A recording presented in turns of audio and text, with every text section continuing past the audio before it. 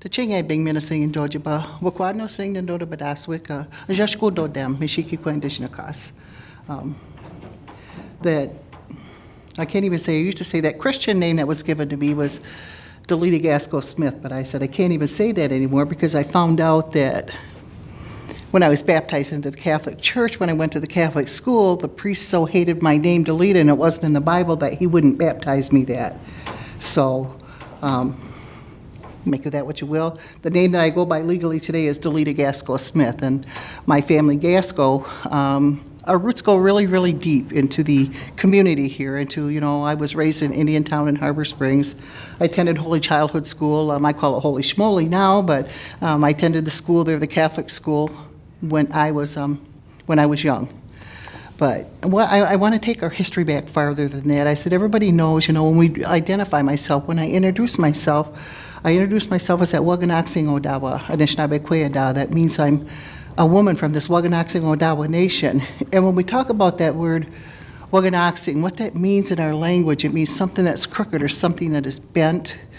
And so years and years ago, if you close your eyes for a minute and just think that our people, our numbers were such at one time that we populated, our communities populated the whole shoreline of Michigan from Mackinac City, what's Mackinac City today, all the way down to what is now Chicago. The people of the Three Fires, those Ojibwe, the Budawatamik, the Odawa people, those people of the Three Fires. That's how much our numbers were. But when we had great-grand councils and we met in the summertime for those meetings, everybody came to Waganaxing. And the way that they knew that they were coming to the right place, they would follow that shoreline, whether it was from around over in Lake Huron or coming down from Lake Superior down through St. Mary's and that way, or coming up the shoreline of Lake Michigan. They knew to look for, there was a huge white pine tree that actually, it grew out of the shoreline, out by between Goodhart and Cross Village out that way. And that pine, almost like my arm is right here, it stuck right straight out and it was bent up. So they knew that was that place, this Waganaxing, this place here. This is the place where the great-grand councils were taking place at. This is where everybody came. If we had differences, the Odawa people here, we were known as the peacekeepers in the area. So everybody came here for those great-grand councils in the summertime, and they would all gather here at Waganaxing. We had our fires, and I said it was always a community census. I said it wasn't like today you have an election, majority rules. Sometimes you could settle things in 2 hours, and other times it took 2 to 3 days, maybe 2 weeks. But until we had consensus and everybody agreed, nothing went on any farther. And if one person said no, it was no. But, unfortunately, with all those gatherings that we were having, once the Europeans came here, first it was the French, the voyageurs that came here, and it was for the fur trade that they came here. But we actually had a really good relationship with the French when they came here. They married into our communities, they were accepted into our families, and they became a productive part of our everyday lives here. However, with that also came, the British obviously later, but it was the Jesuits that started coming with them. And that was when our whole way of life started to change then. I'll give you a good example. This is a good story since we're storytelling tonight.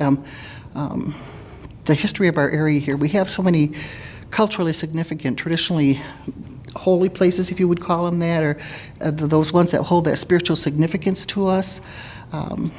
But I remember one of my elders talking, and we were talking, we were sitting in the backyard talking. Actually, it was the middle of the summertime, and he was telling me a story, and I said, well, my understanding was that the only time that we tell stories is when there's snow on the ground. And he said that was true. That was true for us traditionally. I said, but now, because of all the changes that have been brought upon us, we have so few opportunities to all come together and share those stories that when we have our gatherings, he said, for me, I think it's okay to tell those stories anytime because we need to share that knowledge and that information. And so he was talking to me about, he says, when those Jesuits first start coming here, they came here and like I said, they came in good faith. They really did when the Jesuits first came, but they also brought change with them that was completely foreign to us. And one of the first opportunities that they had to come here when this started, he said he could remember his grandpa, and I'm sure our oral history was passed down to him that way, that they were walking along, they come into the shoreline out at Waganoxie there where that crooked tree was at, and they were just following the path down the shoreline, and they got to this place where today we know it as Devil's Elbow. And I know there's a lot of, everybody knows the story that, they said that there was a devil, there was a demon down there, and that the natives were all sitting there worshiping this demon. Well, it was at night when they came.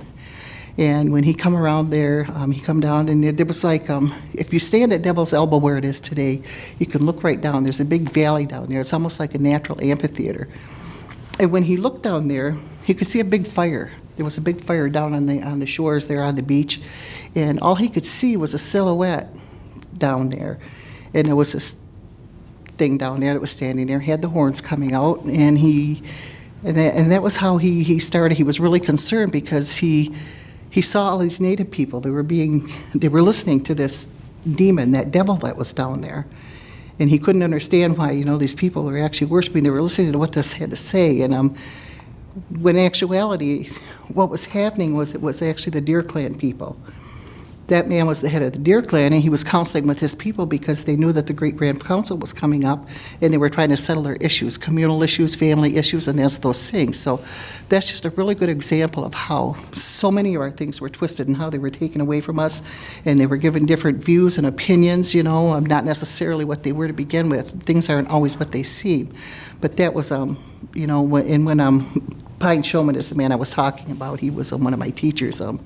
And he had a lot of knowledge. I really miss him. But he was telling me that, and he said, so that's why our oral history is so important, because we still have those. I said, just not necessarily what you read in those books. I don't trust the written word anyway. I never have, and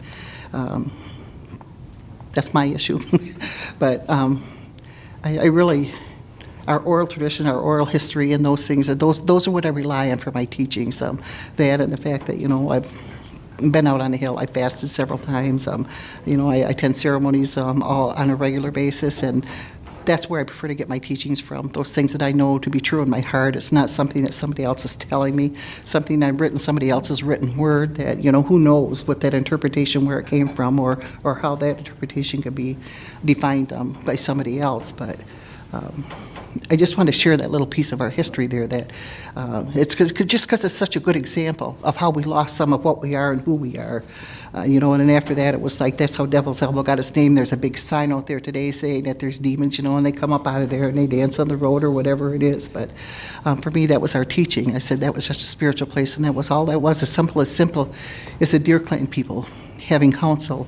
And like I said, you settle your differences, and they knew that Great Grand Council where everybody met and where they smoked those, when the wagons were lit and that council started, that was a time to bring issues forward. But you always had that spokesperson, the head of that family, the head of the clan, that took care of those issues for you. But that's what those councils were for. So I don't want to talk all night. I could, but I'm not going to. But I just want to share that little bit of history with us. Like I said, just keep in mind, just imagine how powerful that was, though. You pull up in that shoreline, and there's nothing but Gmons having those canoes, those birch bark canoes, lined up everywhere along the shoreline, and coming up on that path and just walking down and seeing that.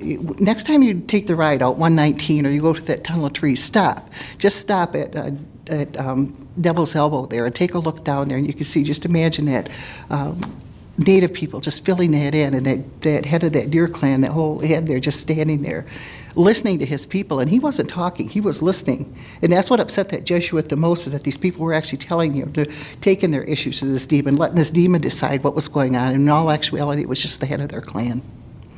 So, yeah, with that, I just, like I said, I could go on, but I won't. I'll spare you guys. But I just want to say, miigwech, first of all, for allowing me to share.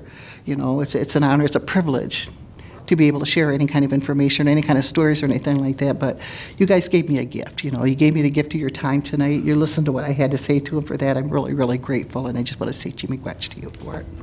Now.